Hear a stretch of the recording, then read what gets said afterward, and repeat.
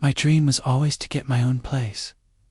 Ever since I was in high school, I really couldn't wait to move out because I hated my dad growing up and my mom wasn't much better. We would always butt heads and my dad would always be drunk on the weekends. And honestly, it was just a mess. As I got older and girls obviously became a factor, it became even more of a problem because there was no way I'd bring any girls back to that household. So, because of all this, I took the first chance I could get and moved out when I was 19 in college. I didn't go away to school. I went to a commuter college not far from home. My parents wouldn't pay for me to go away to school, so I was on Zillow, Facebook, and Craigslist every day for a while. And when I finally found a rental that looked promising and affordable, I went to see it right away. The layout is pretty important, so I'll describe it now. As I walked in, I was welcomed with a living room and dining area, which was one open space. Then there was the kitchen adjacent to that, which was separated by a wall. Then, to get to the single bedroom in the apartment, you went down the hallway, which also had 2 closets, one which I used as a pantry and one as a storage closet, and then the door to the bathroom. At the end of the hall was the bedroom. The bedroom was generously sized. It fit a queen-size bed easily. It had 2 more closets, and I fit a couple of dressers and a TV in there. Easily, I was sold immediately, especially because it was budget friendly. I moved in the next month, and life was fine. Fast forward a few months. I went out with friends in town, and we ran into some girls we knew. I ended up taking this girl home that I'd known for a while through school, but we'd never hung out in that way. I'll just call her Sammy. We ended up drinking at my place and watching a movie, but that was really all we did. She didn't want to take it further than that on our first time hanging out, and I respected that. We ended up in the bedroom finishing the movie that we started in the living room, and I think we both just passed out from being drunk somewhere through the movie. The next thing that happened was, I woke up to footsteps outside in the hallway. It was still the middle of the night. I looked to my side and I was alone in the bed. I jumped out of bed looking down the hallway and I saw Sammy in the living room grabbing her stuff off the couch. But she was doing so quietly. She was trying to leave now to avoid the awkwardness in the morning. And I understood that. So, I didn't say anything and went back to bed quietly. I heard her eventually walk out the front door. For good measure, I called out Sammy to no response, and that confirmed she was gone. I got comfortable in bed relatively quickly and drifted back off to sleep. It was probably another hour that passed when I woke to something loud. I immediately sat up in my bed and my heart started pounding relatively quickly. I called out Sammy again. There was no response. I was honestly kinda scared to get up and check. So, I picked up my phone and texted Sammy's number, asking if she was still in my house. I realized that was a little weird to do, but I was actually scared in that moment. I looked at the door, which was still open because I was too lazy to get up and shut it after Sammy left. I was definitely still a little drunk from the shots we were taking in the living room, but I felt like I saw something wrapped around the door frame. My breathing only intensified. I still can't believe I had the nerve to do this. But I swiped down on my iPhone to reveal the control panel and pressed the flashlight button, and with the phone still pointed at the door frame, I realized there were 2 hands wrapped around the door frame. But as if responding immediately to being revealed, whoever's hands they were tightened and then pulled back out of sight, and the scream I was holding in for those 3 seconds finally came out, mixed with simply screams of dread. I also screamed, "Get out! Get out!" over and over. By the time I finally got up, I looked down the hallway. It looked empty. I flipped on the light immediately. After a few minutes of calming my breathing and just trying to listen for sounds, I built up the courage to check the hallway closets and bathroom, and they were clear. I then moved to the main living area, and trust me, there weren't any places to hide in there. I held my phone as if it were a gun as I crept to the nearest light switch and turned it on. I felt instantly better when the living space was lit up, but there was still the kitchen. I crept to the opening that led to the kitchen and flicked that light on as well, finally lighting up the entire apartment. There was no one there. I looked behind the couch. I looked under the tables. I even checked the floor-level kitchen cabinets. When I realized it was clear, I ran to the front door to lock it. The weird thing, though, was that I never heard the front door close, and yet there was not a single soul except for me in there. I now tried calling Sammy repeatedly until she picked up. When she did, she sounded tired and confused. I asked her if she was just in my house, and she told me she left a while ago because she couldn't sleep. I didn't explain. I just told her my bad. I thought I heard a noise, and then we hung up. I decided to spam call my best friend until he picked up, also sounding tired and confused. I explained everything that just went down, and he said he could tell I was still drunk. His explanation calmed me down, though. He said I was sleep-deprived and still drunk, and I had a mid-wake-up hallucination. It made a little sense, actually, considering I never heard the front door shut. I eventually laughed it off and apologized for waking him up. I went back to my room, shut and locked the door, and actually calmed myself down enough to fall asleep. The next morning, I did another search around the apartment, and it was without a doubt clear. So I went on with my day. But at some point, I thought back to that supposed hallucination I had of those hands wrapped around the doorframe the night before. I walked to my room and examined the doorframe, and I think my heart stopped for a moment when I saw obvious fingerprints left in the exact positions the hands I saw had been. I felt dizzy coming to the realization that it wasn't a hallucination. I took a picture of it, which I still have in my iCloud years later. I resorted to calling my dad for advice, and he more or less called me a buffoon for not locking the door. But as long as nothing was stolen and no one was there anymore, take it as a valuable learning lesson. Honestly, nothing my dad said on that phone call was untrue. That's what sucks. I don't know who came into my apartment that night, and I don't know why they chose to do the literal creepiest thing they could have possibly done. But after my year-long lease was up, I moved on and upgraded apartments, and never looked back. My parents' house never really felt like a parent's house, not in the normal way at least. My dad traveled for work constantly, and my mom was always out with friends, or staying over my aunt's house, or doing something else. Or she'd come home late, or not at all. I know that sounds kind of messed up, but it was just the reality. It wasn't like they abandoned me or anything. It was more like they were always busy, and always somewhere else. Year-long 704 lease was up. I moved on and upgraded apartments and never looked back. My parents' house never really felt like a parent's house. Not in the normal way, at least. My dad traveled for work constantly, and my mom was always out with friends or staying over my aunt's 729 house, or doing something else where she'd come home late, or not at all. I know that sounds kind of messed up, but it was just the reality.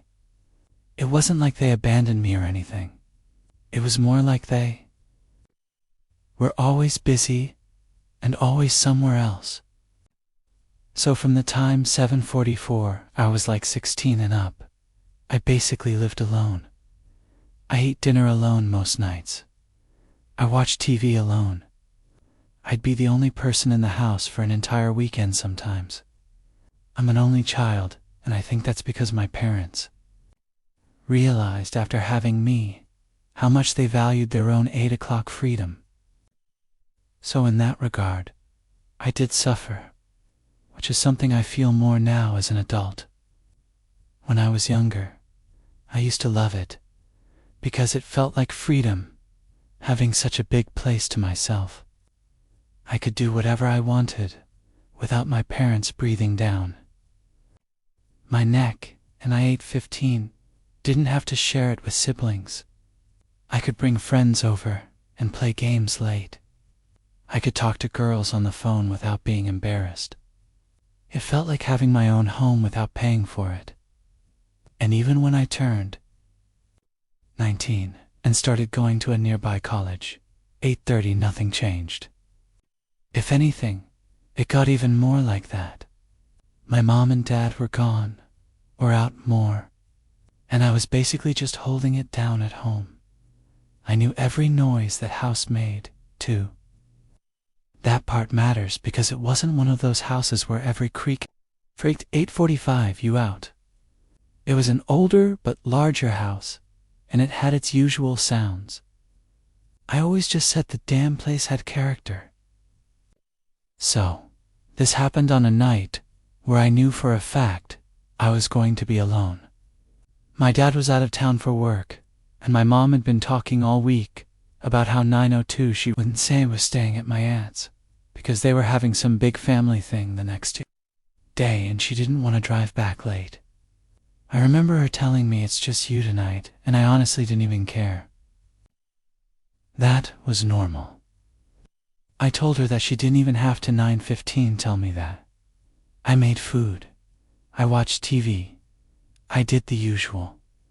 At around 11 o'clock, I went upstairs to my room and started watching YouTube videos in bed. Something I do some nights, for hours. My room was at the end of the hallway upstairs. At the top of the stairs, you'd have a small 933 landing, and then to the right was my parents' room. And further down the hallway was the bathroom, the linen closet, and then my room at the end. I had my door open because my parents told me to. Keep doors open at night, more as a staying alert and listening for 947 intruders type of thing. But I also liked hearing the house a little like background noise. It made the whole being alone thing feel less intense. I eventually started getting tired, so I shut my laptop and just laid there scrolling on my phone. So, I'm going to 10:03. Just say that probably an hour passed from the moment I shut my laptop to when my phone rang. It said no caller ID on the screen. That was the first time I'd ever received a no caller ID phone call. I stared at it for a second. To be receiving that late at night was sketchy 10:20 as hell. I ignored it, but it rang again right after. Still saying no caller ID. That's what made me answer. I figured if it was someone important, they would call twice. Plus, it's just a phone call. Worst case scenario, I hang up. So, I picked up.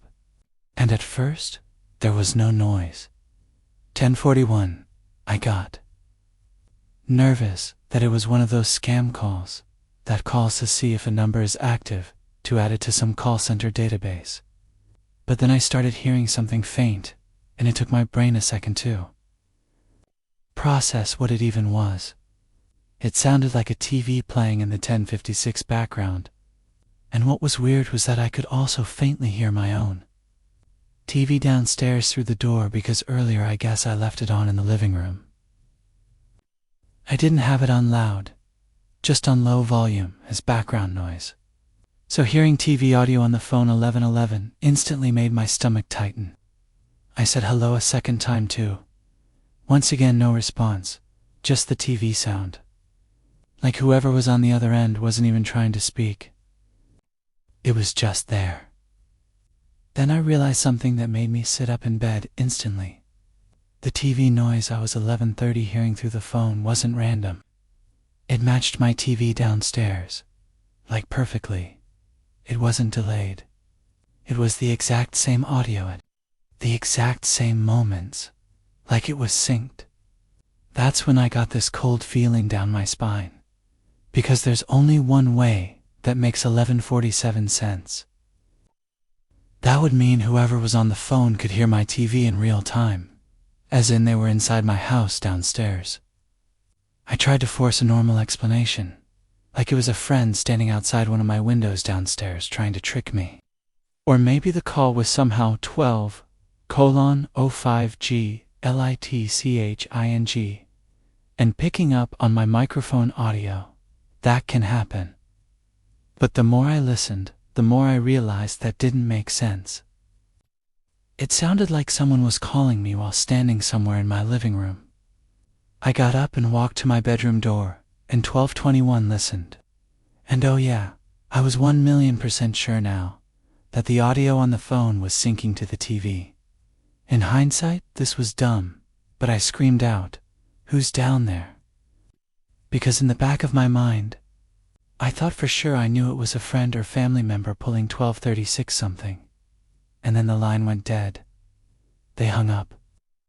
By this point, my mouth went completely dry. I couldn't even call the number back because it was an anonymous call. I walked out into the hallway towards the stairs, and I looked down. I still heard the TV on in the 1253 living room, and then a creak. It sounded like the wood floor cracking from the pressure of a person. But if that didn't confirm things, the moment I heard someone clearing their throat downstairs, that's when everything instantly became 10 times more real. I could no longer 30 and 10 lean on the glitching phone theory, even though deep down I already knew that was BS anyway. I went to my room and quietly closed and locked the door. What if my dad was testing me, seeing how I'd react in a home intrusion situation? Or maybe my Uncle Tiso. I called my dad, but he 1329 didn't pick up. He may have already been asleep. It was like 11:30, so I called again and again, but no luck. I tried my luck with Uncle T, and he picked up on the second ring. I could tell he was in bed. He asked why I was calling, and I prefaced the phone call, telling him 1347 this might sound crazy, and then dropped the bomb and asked if he was downstairs. I remember vividly his exact response and tone as he said, "Steve, what the hell are you talking about?" When I elaborated, he told me that's definitely something his brother would do. His 1403 brother, aka my dad. While we were on the phone, my phone started vibrating. I looked at the screen, and it was the no-caller ID on the screen again. I begged my Uncle T to stay on the line real quick. I was putting him on hold as I picked up, he said. Okay, double quotes, so I picked 1421 up the other call. As I said, "Hello," there was the same silence. This time, I didn't hear the TV sounds on the other end. What did that mean? It seemed they had the phone on speaker, because I could hear their footsteps. They were moving, and the footsteps were matching the 1439 footsteps. I suddenly started hearing outside of my bedroom. I prayed with all my heart. This was my dad messing with me. Then my doorknob jiggled, and whoever was on the other side tried pushing the door. Thank God it was an old, heavy door with an old, heavy lock. 1456. The sound still synced with what I was hearing on the phone. Whoever was on the other side of the door knocked. I had the sudden thought to merge the two calls. And when I did, I yelled into the phone for my Uncle T saying, "It's not my dad. Get here now." I also yelled 1512, that whoever was in the house was also on the phone with us. My uncle seemed to wake up from this, and he started yelling into the phone things like, "I'm coming, you cocksucker." The no-caller ID caller hung up the phone, and I heard footsteps move away from the door. This all but 1528 confirmed it was in fact not my dad. My uncle told me to stay in the bedroom He was on his way. I wasn't a little kid, but I wasn't some big brolic man either. I was some skinny 19-year-old. My uncle knew I was in danger. He started heading over to the house. We lived in the same 1546 town at the time. But that 7 minutes he took to get to the house was the longest 5 years I'd ever experienced. I heard the familiar voice of my uncle screaming downstairs finally, so I rushed out of the room and downstairs. Having him there made everything feel better. We 1603 called the cops together while searching around the house for stolen items. The TV in the living room was still on. Before the cops got to the house, we found the kitchen window to be fully open enough for someone to crawl through. That info was, of course, 1618 relayed to the police, who, when they got there, what I imagined to be a standard police search of the premises, asking us to lead them around the house, but from behind them. We cleared the whole house, and whoever was in there initially was no longer there. After the 16:33 cops were done, they asked to see the no-caller ID calls in my recent calls. I showed them, and one of the officers told us that even though it says no caller ID, sometimes they can still request records and trace it from where it came. They said it could take a few days, but 1648 they'd get back to us. My uncle stayed over that night, which made me feel safer. We kept every light on like little kids. A few days later, one of the officers called me back. Surprisingly, the number was traced back to someone I actually knew. It was Ann 17. O for old acquaintance from high school. Not a friend or enemy, but someone who had my Ann. Ann 17. O for old acquaintance from high school. Not a friend or enemy, but someone who had my number and address and such. I hadn't seen him in years. The cops asked if I wanted to come with them, while they questioned him. So, my uncle and I went since. He was there on the scene with me, 1720 originally. When the guy's dad answered the door and saw the police, he instantly called his son down without question. And I could see it in his son's face that he was nervous. The officer and I asked him straight up if he made those calls. He immediately said, 1735? No. Then he said his phone had been stolen a few days ago. He claimed he lost it at a party and never got it back. The cop asked why he didn't report it stolen. He just shrugged it off and said he was going to get a new one anyway. The cop told him they'd follow 1750 up if needed, and that was basically it. His dad just stood there the whole time watching, but he weirdly didn't say anything. There was no big gotcha moment or arrest or anything. That night, I couldn't stop thinking about it. The nervous look on his face when he came to 1806 the door. Was it a look of guilt or a natural look anyone would have when being greeted with police on your front doorstep? If it really was a stolen phone, that means someone stole his phone specifically to call me and break into my parents' house. In 1821, without a doubt, scarier than if it was him. It was a weekend like so many before. The usual crew was getting ready to meet up at Cody's house to pre-game and go out. This was post-college. We were all 23 to 24 at the time. Cody's house was often the spot to pre- and post-games 1850 simply. Because he had a cool basement where his parents couldn't hear us, but also because his parents were chill. It was just the four of us going out to some local bars tonight. Cody, Randy, Jake, and I. When all four of us were there, we decided on who was calling the 1905 Uber. And once we did, we were out of there. Fast forward a few hours at a bunch of dive bars, and then a dance bar, and eventually, Cody and I decided to go home. We were tired. Randy and Jake were staying out later. Cody called the Uber back, I think, and he offered me the 1921 pull-out couch in the basement when we got to his place. He came downstairs with me to help me set it up, and while down there, we played a game of Madden. Honestly, I've always sucked at Madden, so he destroyed me, and I didn't want to play again. I was tired, and just wanted 1936 to sleep the alcohol off before I made the inevitable hangover even worse. Cody went upstairs and shut the door, and I was left alone in the darkness. The only thing that kept that basement from being complete and total blackness were the lights from the cable. Box clock 1951 under the TV, the actual standby light of the TV itself, and a slight green glow from a Heineken mini fridge on the other side of the basement. That mini fridge would also provide some weirdly relaxing white noise that would help me fall asleep. So, things faded to black as I knocked 2008 out like a baby. A drunk baby. I woke up, and it was still dark.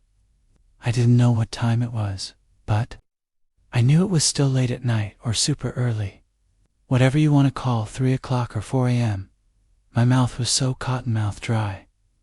I could actually barely move my mouth. I 2026 stupidly didn't think to bring down a bottle or a glass of water before going to sleep. After drinking all that alcohol, it was no wonder I woke up. I just really didn't want to get up though. It's a very familiar and relatable conflicting feeling that 2041 anyone who's woken up hungover and thirsty has felt. I tried to ignore it at first. I rolled over to get a look at the Heineken fridge to see if anything was in there. But it was just alcohol. And then, for whatever reason, my eyes darted to the other corner of the room. 2058, I felt like my eyes were playing tricks on me at first. But I could swear I was looking at a black mass in the corner of the room. A black mess that I didn't remember seeing there ever before. I tried to wait for my eyes to adjust better to the dark, expecting the black 2112 mess to be some coat on a coat rack or something. But the longer I stared, the more I realized it was moving. It was a person. The amount of restraint I had to not scream was insane. I didn't think it was Cody just based on the sheer height of the mass alone. Without panicking, I 2132 had to figure out how to get out of there. After a tense couple of minutes, I sat up and fake yawned as if I was stretching, pretending I didn't. Notice that person in the corner. I then started fake talking to myself, like muttering complaints about not bringing 2147 water down here. Anything to give the appearance that I was oblivious and just going to get water, not run away and alert anyone. I got up and walked closer to the stairs, but also closer to the figure in the corner.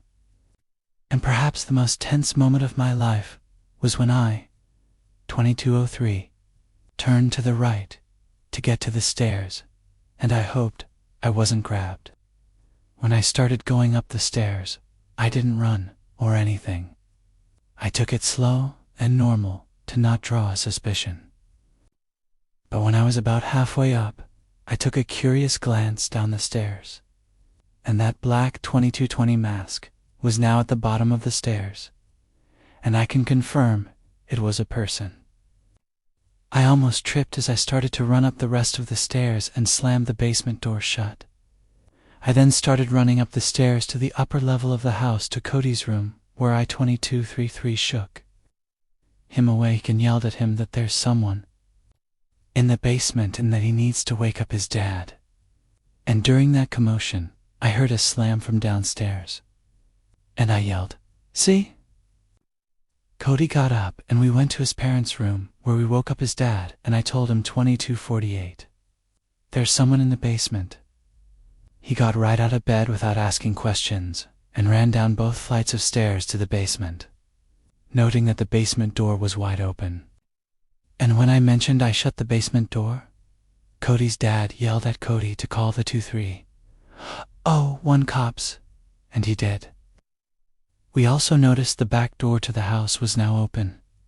So when the three of us were done looking through the basement, we all went to the backyard to search, then the front yard, and then the neighboring yards.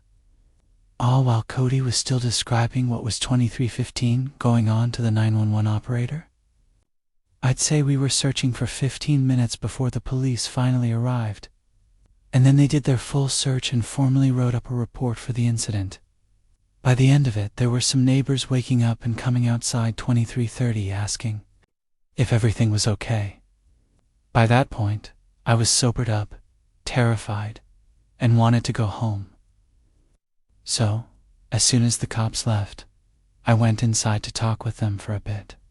Then, I said goodbye and called an Uber home, refusing Cody's offer to drive me home. I worried for 2346 of them a bit that night, but I was not sleeping in that basement after that. In fact, I never did again. We'd still have pre-games and stuff there, but the feeling in that basement changed for a while after that night, where I'd always glance at that corner of the basement D. Why? And just think back to that night, that black mass. Count. 5,286 character Colac mass. Word count. 5,286 character. Count. 23,839 auto scroll.